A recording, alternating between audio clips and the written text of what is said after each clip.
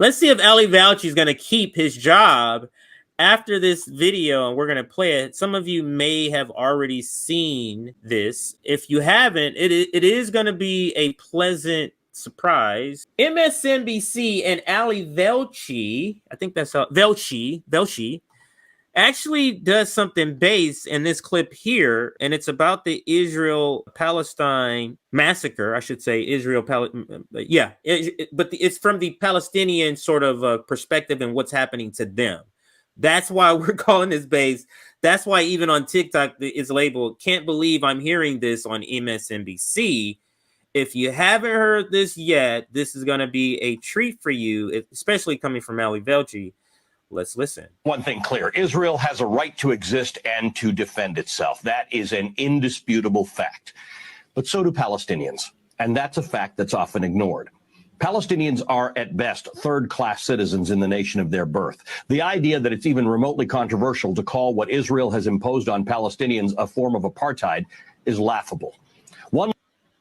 That's okay. So it's going to be kind of not anticlimactic because it's all good.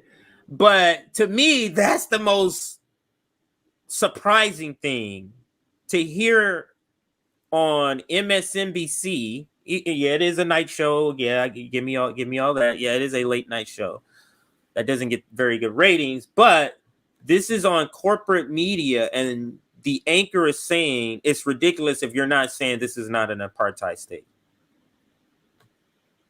Just saying. That's a little bit not suspicious, but eye-opening. Let's listen. Look at a current map of Israel, Gaza, and the occupied territories conjures up only one other example: apartheid-era South Africa. The Israeli government, on an ongoing basis, declares parcels of land on which Palestinians live to be either of military or archaeological importance, causing residents to be evicted. Sometimes there's a court case, and almost always the Palestinians lose. Yet months or weeks later, that same important land suddenly becomes home to a brand new Israeli settlement. There you go. Now, so if you're hearing the innocent, you hear that dynamic? Now can you label the people who are moving in, the colonial settlers who are moving into these neighborhoods? Are they innocent? Are they unaware of what was there before their home was there? But this is pretty base coming from, in particular, Ali Velshi. Now, I must say this, and I'm not the first person to say this. I think it was Sabi that I saw, or was it Margaret? It could have been both. The reason we're beginning to see coverage, at least even how small, in the 100 segments, it's only maybe 3 of these. So it's still minimal, but the reason you're beginning to see this is because of the outpouring of support from the Palestinians, literally everywhere, in all other countries, all over social media, from Facebook to Instagram to Twitter, everywhere there's an outgrowing support that they cannot ignore. They simply cannot ignore that any longer. They tried, because the way they were covering this in the beginning was all one-sided, not even glimpses of this. But now they're starting to sprinkle these segments. But this is by far one of the best that I've seen on corporate media, causing residents to be evicted. Sometimes there's a court case, and almost always the Palestinians lose. Yet months or weeks later, that same important land suddenly becomes home to a brand new Israeli settlement. As more and more Jewish settlers take over land on which Arabs live, the occupied West Bank becomes de facto more Israeli, and in the explicit hopes of the Israeli government, more Jewish.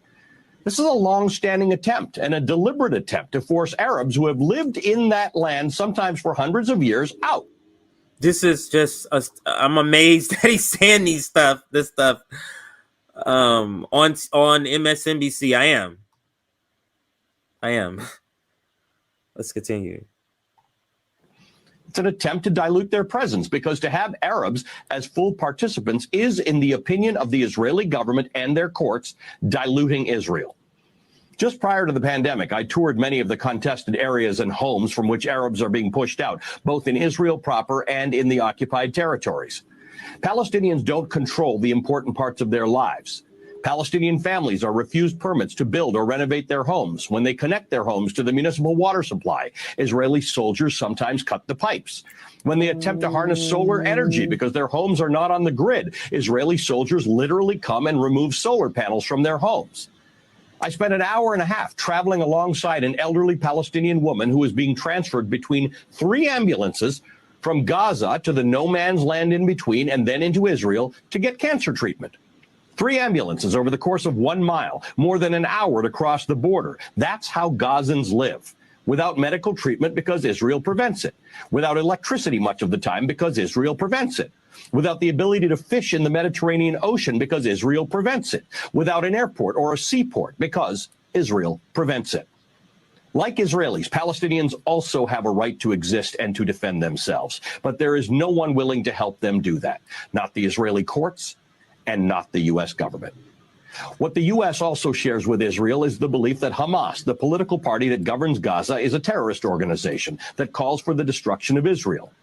Hamas is supported by the majority of Palestinians in Gaza. Hamas may not be in the best long-term interests of the Gazans, but peace hasn't really worked out for them.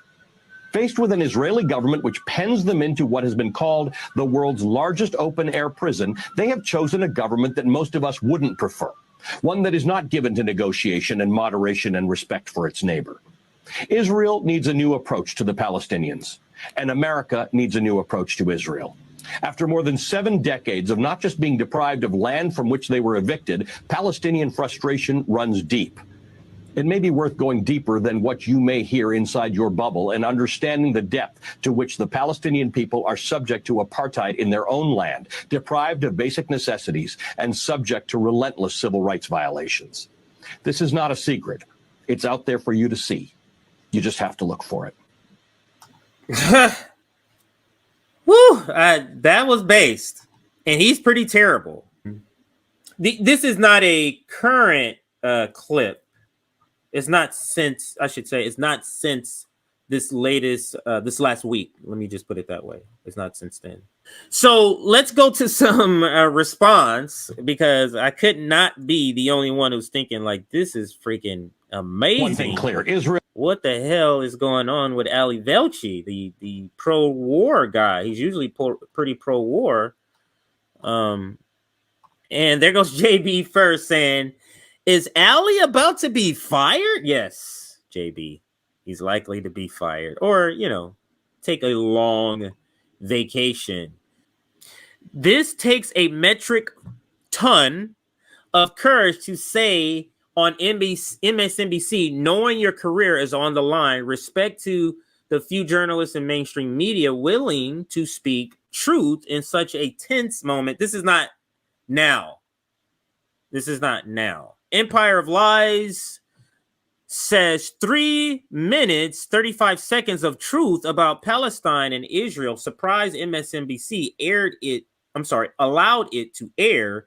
Kudos to Ali Velshi. Hopefully he won't be fired. Mehdi deserves a muzzle. Now let's make sure, even if we don't like what people are saying, they do have the right to say it. It was Graham Elwood. He was let go along with 2 other Muslim voices in MSNBC of freedom of speech of state-run American media. Wait, was Ali Velshi fired? Oh wow. All right. So I guess let's bring up one of these articles here. So when I search, this is one of the articles. Oh, I guess I gotta bring this down. So when I do the search on this is one of the articles. Oh, so wow, he was. Well, let me read the article. So MSNBC suspends Muslim anchors amid Israeli war in Gaza. And Ali is Muslim. I believe Ali is Muslim. Arab news sources confirm reports that U.S. networks sidelined Mehdi Hassan, Amin, I think that's how you say it, Mohadin, and Ali Velshi. 2 sources have confirmed to Arab News that U.S. News Network MSNBC has suspended the shows of 3 Muslim anchors amid rising tension in Gaza.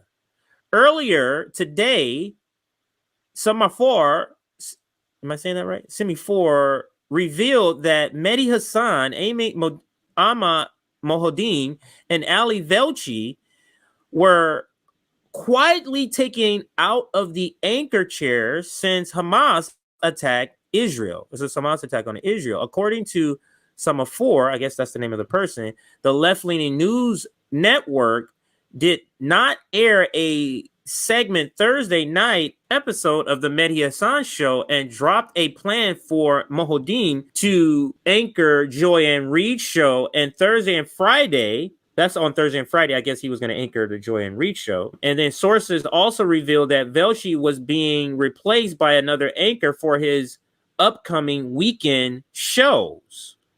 Wow. While Velshi is still reporting from the ground on other shows, what Arab news sources confirm is that the shows have been suspended and the future of the three anchors are at the network is unclear.